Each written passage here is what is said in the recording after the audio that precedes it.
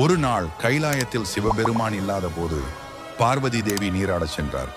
அப்போது பாதுகாப்புக்கு நந்தியை நிறுத்தி யாரையும் உள்ளே அனுமதிக்க கூடாது என்று கட்டளை போட்டார். அந்த சமயத்தில் சிவபெருமான் அங்கு வந்து உள்ளே செல்ல முயன்றார். அவரை நந்தி தடுத்து பார்வதி தேவி நீராடி கொண்டிருப்பதாகவும் யாரையும் உள்ளே அனுமதிக்காதே என எனக்கு கட்டளையிட்டுள்ளார் என கூறினார். அதற்கு சிவன், பார்வதி தேவி என் துணைவி, அதனால் இந்த கட்டளை என்னை தடுக்காது என கூறி உள்ளே சென்றார். சிவபெருமான் வருவதை பார்த்த பார்வதி தேவி, நந்தியிடம் உங்களை யாரையும் உள்ளே அனுமதிக்க வேண்டாம் என்று கூறினேன் அல்லவா என்றார். அதற்கு சிவன், நந்தி என் சேவகன், அதோடு நான் உன் மணாளன் என்பதால் என்னை அவர் தடுக்கவில்லை என்றார்.